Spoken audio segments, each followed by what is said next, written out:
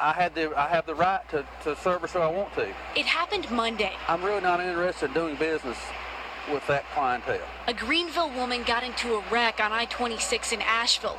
The family called their mechanic. He couldn't go, so he asked a friend in Travelers Rest to take the job. So Ken Shupe of Shupe Max Towing showed up. I walked around behind her car, and that's when I saw it. She had a Feel the Burn sticker.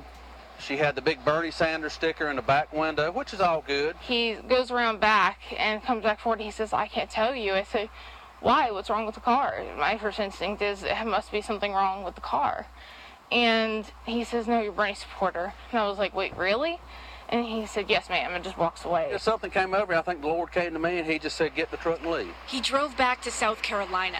The 25-year-old was left to wait on the interstate alone. Cassie McWade is disabled. She says the placard was visible on her mirror and that Shupe was told she had a condition. Had she been disabled, would I have towed her car? No, ma'am. I would have pulled forward and sat there with her to make sure she was okay until another wrecker service showed up to get her home safely. But I still would not have towed her car. Jesus wouldn't treat people like this. And as a humanitarian myself, you know, I just feel like do unto others you haven't done to yourself. Shupe, who supports Donald Trump, says he's had 2 customers in the last 6 months who supported Bernie Sanders cause him problems over paying their bills. So he's done working with anyone who supports the Democratic presidential candidate.